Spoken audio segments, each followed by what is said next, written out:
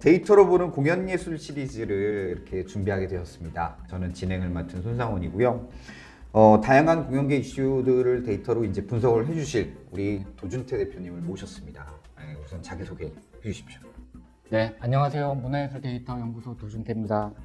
재미있고 유익한 시간 될 수 있도록 준비해 보겠습니다. 솔직히 말씀드리면 저는 이제 클래식은 잘 모릅니다. 근데 이제 최근에 조성진 씨가 예술연단에서 공연을 했죠. 완전 순식간에 매진이 되었다. 네, 뭐 이런 것부터 해서 그다음 뭐 앵콜곡을 쇼팽의 폴로네이즈를 연주했는데 뭐 너무나도 감동스러웠다라는 막 리뷰들이 엄청나게 나왔습니다. 클래식 스타의 힘도 굉장히 느껴지고 과연 이런 콩쿠르에서 이렇게 상을 받은 분들 이게 엄청난 성과들인 것 같아요. 예. 한번 소개를 해주시면 어떤 게 있었을까요? 네, 뭐 피아니스트 조성진 씨처럼 올해도 지난 6월달에 퀸 엘리자베스 콩쿠르에서 성악가 김태한 씨가 이제 1위를 또 차지를 했고요. 바이올리니스트 김계희 씨, 또 성악가 손지훈 씨, 첼리스트 이영은 씨 등 우리 한국의 아티스트들이 다 1위를 석권을 했습니다. 근데 이제 뭐 1위뿐만 아니라 전체 이제 입상자를 포함하면 올해는 아마 이제 국제 콩쿠르에 입상한 뭐 일종의 풍년으로 기억할 만한 해가 되지 않을까 생각합니다. 저의 무지를 계속 밝히면서 클래식 분야를 잘 몰라서 그런데 이게 이제 어떤 의미, 얼마만큼 대단한 건지 사실은 잘 몰라서 한번 소개해 주시면 좋을 것 같아요. 네. 뭐 사실 클래식 분야가 뭐 대체로 좀 뭐 대중적이지는 않죠. 그러다 보니까 우리 한국의 아티스트들이 이제 해외에 나가서 콩쿠르에 입상을 했을 때 이게 얼마나 대단한 일인지를 좀 체감하기 어려운 부분이 좀 있습니다. 근데 사실은 이제 10년 전부터만 해도 우리 한국인들이 그 다양한 국제 콩쿠르에서 이제 입상을 많이 이제 하고 있었거든요. 그런데 이제 뭐 그냥 뭐 그랬나 보다. 뭐 그냥 뭐 잘했나 보네. 신문 기사나. 네. 그래서 뭐 이제 그 정도의 이제 그칠 것이 아니라 이분들이 얼마나 좀 대단한 일을 하고 이제 오셨는지 그런 거를 좀 이제 세계적으로 가장 알려진 한 4개의 콩쿠르의 어떤 그 입상자 데이터를 좀 중심으로 해서 이제 우리나라 클래식 아티스트들의 좀 성과를 이제 좀 보고요. 우리 K 클래식 파워를 좀 체감하는 시간을 가지면 어떨까 생각을 합니다. 클래식도 K군요. 네. 근데 지금 말씀 중에 그 4대 콩쿠르라고 말씀을 하셨는데 또 무지함을 밝히면서 이 4대 콩쿠르이 어떤 건지 한번 소개해 주시죠. 네, 뭐 근데 뭐 국제 콩쿠르에 뭐 3대, 4대 뭐 이런 게 딱 정해져 있는 것은 아닙니다. 그런 것은 아닌데 이제 소위 우리가 이제 그 3대 콩쿠르라는 이야기는 있어요. 쇼팽 국제 피아노 콩쿠르라든지 퀸 엘리자베스 콩쿠르, 차이콥스키 국제 콩쿠르를 이제 주로 이제 3대 국제 콩쿠르라고 이야기들을 많이 합니다. 거기에 이제 오늘은 이제 방클라이번 국제 콩쿠르를 좀 같이 이제 말씀을 드릴 텐데요. 잠깐 말씀을 드리자면 제1회 이제 차이콥스키 콩쿠르이 이제 소련에서 이제 시작이 되었는데 그때 1위로 수상자가 소련이 아니라 미국이었어요. 미국인이었다는 거죠? 네. 그래서 이제 미국인 피아니스트 반 클라이번이 이제 피아니스트가 차이콥스키 콩쿠르에서 이제 1위를 이제 입상을 한 거죠. 그것도 1회를. 그렇습니다. 네. 그래서 어떤 그런 어떤 역사적인 이제 사실을 기반으로 해서 미국이 이제 그 차이콥스키 콩쿠르에 버금가는 이제 국제 콩쿠르를 이 방클라이번이라는 아티스트의 이름을 좀 같이 빌어서 이제 기념도 할 겸 국제 콩쿠르를 좀 만들었는데 역시나 지금 뭐 굉장히 명성이 자자한 국제 콩쿠르로 성장을 했고요. 그래서 뭐 오늘은 뭐 4대 콩쿠르 뭐 이 정도 이야기가 되지 않을까 싶습니다. 네. 네네. 또 이 콩쿠르인데 불구하고 약간 그때 이제 미국과 소련의 냉전 시기의 뭐 경쟁 같은 이런 맞아요. 이런 비하인드 네. 스토리도 있네요. 네. 근데 이 콩쿠르이 매년 열리는 게 아니에요? 네, 그렇습니다. 이게 콩쿨마다 이제 개최되는 주기가 조금씩 다른데요. 이게 뭐 한 4년에서 5년 이렇게 좀 주기로 뭐 개최가 된다든지 아니면 또 뭐 매년 개최를 하더라도 참여하는 악기가 좀 달라진다든지 뭐지 이런 여러 가지 변수들이 좀 있습니다. 네. 그렇다면은 그 저번 대회 때는 피아노였는데 이번 대회 때는 바이올린으로 이렇게 바뀌는 거예요? 네, 퀸 엘리자베스 콩쿨 같은 경우가 좀 그런 식으로. 예. 아니 그럼 연주자들이 미리 그걸 알 수 있나요? 알 수는 있습니다. 네네. 이제 알 수는 있는데 우리 보통 우리 축구 선수들처럼 내가 몇 년 뒤에 올림픽에 나갈 수 있을 것인지 없을 것인지가 이제 보통 나이라든지 이제 뭐 이런 것들이 이제 작용을 하잖아요. 뭐 4년 뒤에, 5년 뒤에 있을 콩쿠르를 이제 아티스트 입장에서 좀 이렇게 대비하기가 누구에게는 쉬운 일이 될 수 있으나 누구에게는 어려운 일이 될 수도 있겠죠. 그러니까 열심히 준비했는데 못할 수도 있겠네요. 뭐 그렇죠. 뭐 나이 제한에 걸린다든지. 아, 네. 그래서 이제 도표를 하나 제시해 주셨어요. 네. 가장 입상자가 많은 콩쿠르는 이렇게 제목을 달아주셨는데 설명을 좀 해주시죠. 네, 뭐 앞서 말씀드린 대로 국제적 명성이 자자한 4개의 콩쿨에 역대 입상자를 지금 다 모아봤습니다. 그동안 이제 1,469명의 입상자를 배출을 했고요. 퀸 엘리자베스 콩쿨이 692명, 또 차이콥스키 콩쿨이 602명, 쇼팽 콩쿨 118명, 방클라이본 콩쿨에서 57명의 입상자를 배출을 했습니다. 굉장히 놀랍네요. 다 합쳐도 1,500명이 안 되네요. 가장 오래된 콩쿨이 쇼팽인 건가요? 네, 쇼팽 콩쿨이 이제 1927년에 이제 처음 개최가 되었거든요. 그러니까 이제 뭐 역사가 오래됐으니까 뭐 배출자도 뭐 입상자 배출자도 많겠지 하는데 뭐 그렇지는 않습니다. 그래서 쇼팽 콩쿨 같은 경우에는 피아노밖에 없어요. 참여할 수 있는 악기가. 쇼팽 콩쿨이랑 방클라이번 콩쿨은 이제 피아노 콩쿨입니다.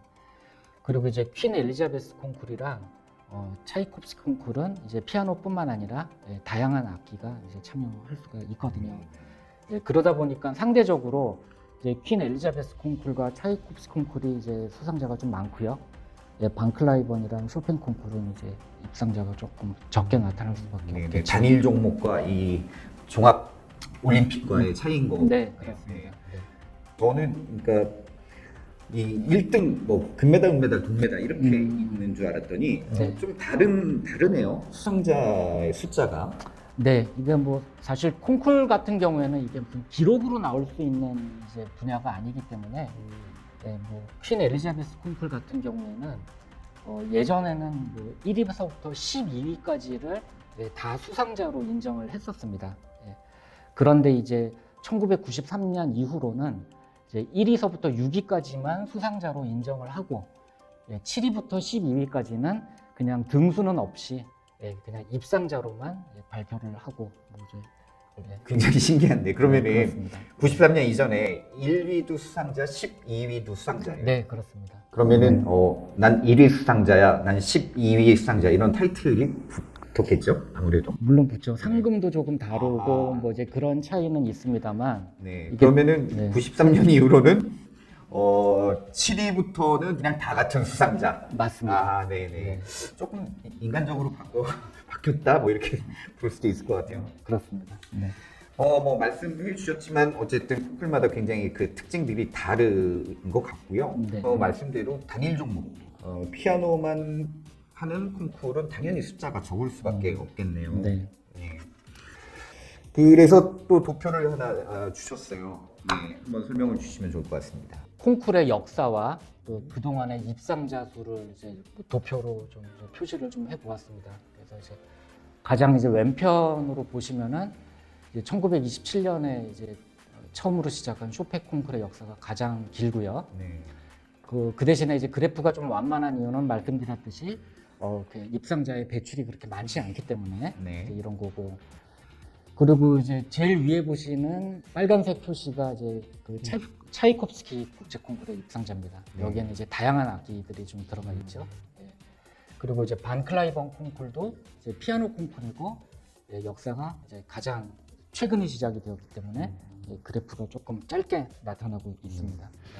자, 여기서 또 궁금한 게 생깁니다. 저희 이제 올림픽 그러면은 뭐 금운동 이러면서 이야기를 하고 아시안 게임도 있고요. 또 축구하면 저희가 진심 아닙니까? 그러면은 그 재밌는 데이터를 비교하셨어요. 그러니까 아시아권의 한중일의 어떤 이런 콩쿨의 수상을 비교하셨는데, 네. 왜 한중일을 비교하셨을까요? 네, 뭐 한중일을 비교하는 거는 뭐 역시나 다 재미있는 일 같고요. 근데 한국이 이제 국제 콩쿠르에 데뷔한 게 이제 다른 나라에 비해서 그렇게 뭐 일찍부터 한 게 아니다 보니까 좀 어떤 결과가 나오는지 좀 궁금했었고요. 1976년에 우리 바이올리니스트 강동석 선생님이 퀸 엘리자베스 콩쿠르에서 3위 입상 이제 한 것으로 이제 서서히 이제 한국의 존재감을 이제 알리기 시작한 것 같습니다. 아, 그러면은 76년도 강동석 선생님이 최초인 거네요? 한국인 최초? 뭐 사실은 이거 최초라고 보기는 좀 어려워요. 그 이전인 이제 1974년도에 우리 뭐 여러분들 다 잘 아시는 우리 정명훈 선생님이 그 차이콥스키 콩쿠르에서 2위로 입상한 이제 그런 그 경력도 있고요. 뭐 심지어 이제 뭐 입상하고 나서 이제 한국에 돌아와서 뭐 카퍼레이드를 했을 정도로 엄청난 이제 이슈를 이제 만들었을 정도로 그런 이제 실적이 있기는 하나 또 그 당시 우리나라 상황이 한국 국적으로는 국제 콩쿠르에 이제 그 참여하기 어려운 그런 또 시절이 있었습니다. 그러다 보니까 이제 미국 국적으로 이제 참가를 하신 거였거든요. 그러다 보니까는 이제 이번 데이터에는 다 미국으로 포함이 되어 있고요. 한국 데이터에는 좀 빠져 있습니다. 아, 그러면은 지금 조사하신 데이터에 숫자보다 한국인이 더 많을 수도 있다라는 거네요. 네, 맞습니다. 특히나 옛날에는 국적 때문에 저희가 참가를 못하는 그런 일도 있었기 때문에. 네. 자, 드디어 이제 그 결과 함중이를 비교하신 그래프가 나왔네요. 네, 뭐 그래프를 봤더니 결과적으로 네. 현재까지 이제 중국이 45명, 네. 일본이 92명, 우리 한국이 94명의 입상자를 배출한 것으로 나타났습니다. 네. 94명보다 뭐 플러스 알파. 정명훈 선생님 빠지신 거잖아요. 물론 그렇죠. 95명. 어쨌든 삼국 중에 저희가 1등을 한 것 같네요. 네. 그리고 특이한 건 중국이 굉장히 저희보다 앞섰을 텐데 저희가 네. 거의 2배가 넘네요. 네, 뭐 한 20년 정도 우리가 뒤늦게 국제 콩쿠르에 데뷔를 이제 했음에도 불구하고 뭐 중국에 비해서 한 2배 넘는 이제 입상자를 배출하는 건 참 대단한 것 같고요.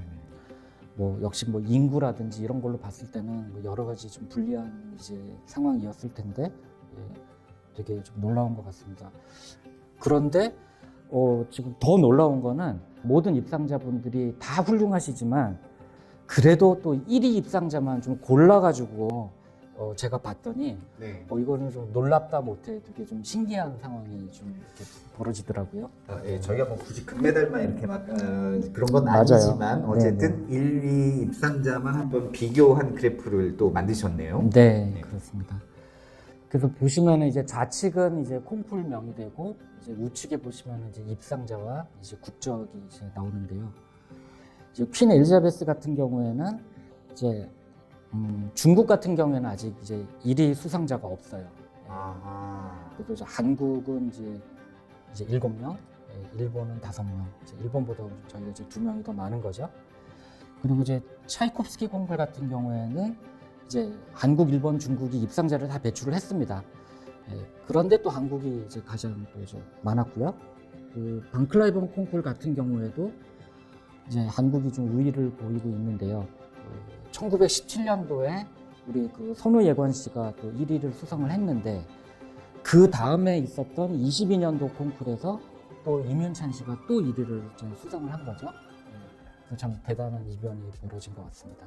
그런 거 있지 않습니까? 어쨌든 이게 저번에 1등을 한국 사람을 줬는데 그 다음 대회에서 또 한국 사람한테 1등을 준다 이런 것에 대해서 뭐 약간 뭘까요? 피하는 거? 아니면은 어쨌든 결과적으로는 주긴 줬는데 그걸 어떻게 볼 수 있을까요?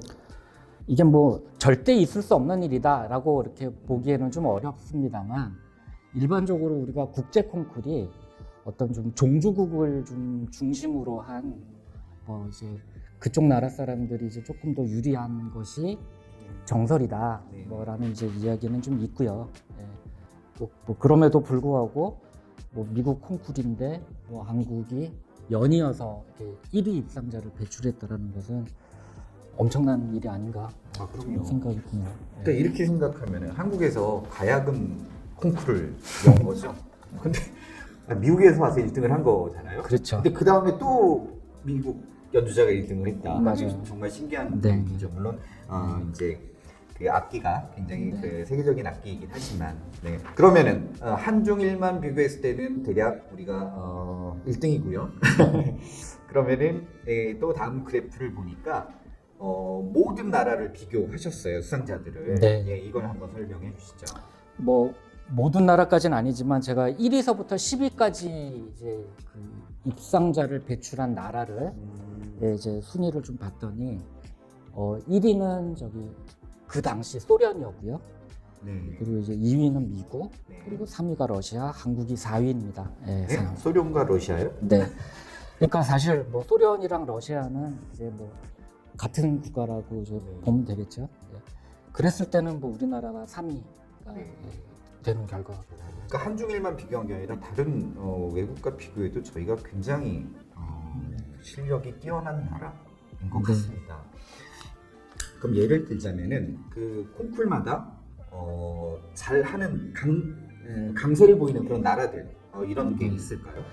네, 뭐 앞서 말씀드린 대로 주로 이제 콩쿨의 종주국이 그동안 입상자가 좀 가장 많았던 것이 좀 사실이고요. 뭐 차이콥스키 콩쿨 같은 경우에는 뭐 역시나 러시아 아티스트들이 이제 많은 이제 입상자를 배출을 했고요. 네. 뭐 그럼에도 불구하고 뭐 우리나라 아티스트들이 뭐 어디를 가도 절대 빠지지 않게 입상을 계속 지금 하고 있는 거죠. 네. 그 뭐 한때는 그 여자 프로골프 대회를 휩쓸었던 맞아요. 대한민국이지 네네. 않습니까? 근데 이 콩쿨에서 왜 이렇게 다 잘할까요? 한국 사람들이? 혹시 그런 것에 대해서는 어떻게 생각하시는지? 사실 이 부분에 대해서는 뭐 이거를 뭐 이렇게 객관적인 데이터로 좀 뭐 입증하기는 참 뭐 어려운 부분일 수도 좀 있어서 뭐 좀 개인적인 의견을 좀 보태자면 일단 한국이 좀 상대적으로 클래식 인재를 많이 양성을 하고 있다. 그리고 이제 두 번째로는 그 이제 예술 전공하는 학생들이 해외 유학으로 많이 이제 진학을 하고 있다. 한편으로는 또 우리나라의 클래식 시장이 그렇게 이제 규모가 크지 않다 보니까 조금 글로벌 시장을 좀 이제 위해서 좀 이렇게 이제 진출을 하고 있는 것도 아닌가 그런 생각이 들고 있고요. 또 한편으로는 우리나라가 너무 좀 이렇게 1등에만 점수를 주는 좀 저희 그런 금메달만 맞아요. 약간 쳐주고 야박한 네. 좀 문화 이제 이런 이제 어떤 국민 정서가 우리 이제 많은 아티스트를 이제 국제 콩쿠르에 이제 좀 진입시키는 네. 그런- 거기서 1등을 받아와야 인정받으니까. 그렇죠. 네네. 또 좀 그런 것도 좀 이유가 되지 않을까 좀 그런 생각이 좀 들고요. 또 한편으로는 이 클래식이라는 이 분야 자체가 여러 가지 다양한 직업군으로 확장하기는 좀 어려운 분야인 것 같아요. 뭐 예를 들어서 뭐 이렇게 뮤지컬 배우를 하다가 뭐 영화 배우라든지 뭐 탤런트라든지 뭐 이런 쪽으로 이렇게 좀 전환을 한다거나 네. 아니면은 또 다양한 직업군을 겸직을 또 뭐 한다거나 뭐 이런 형태로 좀 확장되기가 어려운 성격을 좀 가지고 있기 때문에 그래서 뭐 이런 생각도 좀 해보았습니다. 네. 근데 이 말씀을 쭉 듣다 보니까 굉장히 그 뭐랄까요 열악한 클래식 공연 시장 때문에 이를 악물고 해외 콩쿠르에 나가서 상을 받고 그래서 시장 규모도 작으니 해외에서 활동을 하고 네. 좀 마음이 아픈 그런 요인이긴 하네요. 그리고 1등이 아니면 안 쳐주기 때문에 나가서 이를 악물고 1등을 해야 되는. 네, 어쨌든 마음은 아프지만 우리가 어쨌든 클래식에 있어서는 전 세계적으로 굉장히 네. 인정받고 많은 분들이 이제 콩쿠르에서 우승을 하고 있다. 네. 물론 이제 어떤 한국인의 어떤 예술적 자질이 이제 가장 이제 큰 이유가 되겠고요. 이제 그거와 더불어서 이런 것도 좀 요인으로 작용하지 않았나 이제 뭐 그런 생각을 좀 해본 거죠. 네. 네. 그 부분인데요. 이제 뭐 이렇게 조성기 씨처럼 그 콩쿠르에서 1등하고 이렇게 스포트라이트를 받고 이런 분들도 있지만 사실은 그렇지 않은 수없이 많은 아티스트들이 있을 텐데 네, 맞아요. 아무래도 그런 분들이 이렇게 가려져 있는 이 국내 시장 여기에 대해서도 우리가 한번 고민해 볼 필요가 있지 않을까 네, 맞습니다.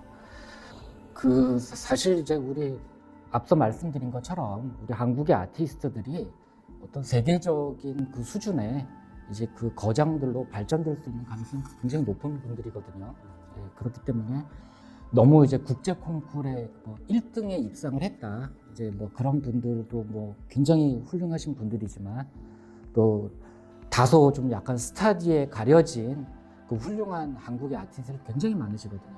그래서 좀 그분들한테도 좀 많은 그 관심과 좀 애정이 좀 필요하신 좀 시점이 아닌가 좀 그런 생각이 좀 들어요. 네네. 아무래도 그런 것들이 좀 많이 넓혀지고 그런 분들도 좀 관객의 대중의 사랑을 받아야만 이 클래식 시장도 더욱더 확장되고 맞아요. 성장할 수 있지 않나 네. 그런 생각이 드네요. 네. 근데 제가 이렇게 대본을 보다가 이 국제 콩쿨 자격 바탕 이걸 보고 깜짝 놀랐는데 이게 무슨 네. 얘기입니까? 그 저도 뭐 자료 준비하면서 이제 기사 검색하고 하면서 네. 이제 조금 뭐 늦게 알게 된 사실인데 네. 그 국제 음악 콩쿨 세계 연맹이라는 기관이 있는데 여기에 이제 많은 국제 콩쿨들이 가입이 되어 있습니다. 네. 가입이 되어 있는데 그 잘 아시겠지만 이제 러시아와 우크라이나가 지금 이제 전쟁 가운데 있다 보니까 네. 이제 차이콥스키 콩쿨이 이제 국제 음악 콩쿨 세계 연맹에서 자격이 박탈이 되었대요. 네. 그래서 뭐 그런 소식을 좀 같이 가지고 왔습니다. 네. 근데 이 갑자기 그런 생각이 드네요. 이 한 해 두 해 준비한 게 아니잖아요. 올림픽처럼. 네네. 예. 그럼 이렇게 준비한 분들이 이 대회를 그러면은 참가를 못 하게 되는 건가요? 인정을 못 받게 되니까? 뭐 아닙니다. 뭐 이제 콩쿨은 이제 뭐 회원 박탈과 관계없이 아마 이제 진행은 되겠죠. 네. 진행이 이제 될 텐데 네. 이제 우리나라 같은 경우에는 이게 조금 이제 예민한 부분들이 하나 있는데 이제 한국의 같은 경우에는 이제 국제 음악 콩쿨 세계 연맹에 가입이 된 국제 콩쿨에 입상을 해야만 우리나라 남성 같은 경우에 병역 혜택이 주어진다고 합니다. 그렇기 때문에 사실 이 대회를 준비하던 분, 특히 남자 아티스트 같은 경우는 약간 난감하겠네요. 그렇죠. 이번에 그 차이콥스키 콩쿨에서 좋은 성적을 거두었음에도 불구하고 지금 병역 혜택은 받지 못하는 이제 앞으로 어떻게 될지는 모르겠습니다만 네. 지금 이제 그런 상황이죠. 어쨌든 정말 전쟁이 빨리 끝났으면 좋겠고요. 네. 문혜아님 저도 이렇게 데이터로 클래식 공연의 콩쿨들을 이렇게 분석해 주시는 걸 보면서 또 시장에 대해서 이렇게 무엇인가 예측하거나 아니면 우리가 좀 시장의 성장에 대해서 이야기할 수 있는 것 같았습니다. 그래서 앞으로 사실은 굉장히 다양한 소재들의 공연 예술 데이터를 이렇게 분석을 해 주셨으면 라는 기대와 바람을 가지면서 저도 이제 진행 보면 숟가락 이렇게 얹어서 대표님과 아주 아까 그 첫 대사처럼 유익하고 즐거운 프로가 저희가 네. 돼야 됩니다. 그래서 앞으로 잘 열심히 하기로 하고요. 네. 오늘 뭐 그래도 마무리 말씀 한번 해주시고 마무리하겠습니다. 네, 뭐 어쨌든 데이터를 통해서 우리의 어떤 공연 예술 시장을 좀 바라보고 이제 이런 작업 자체가 되게 재미있을 것 같고요.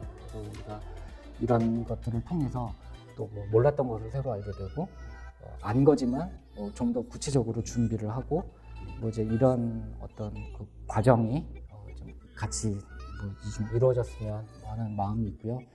뭐 열심히 하겠습니다. 네, 열심히 잘하셔야 된다고 합니다. 알겠습니다. 네, 알겠습니다. 오늘 첫 녹화했는데요. 어쨌든 저희 K 클래식을 가지고 저희가 데이터로 분석을 해서 부 대표님이랑 재미있게 이야기를 나눠봤습니다. 여기까지 하겠습니다.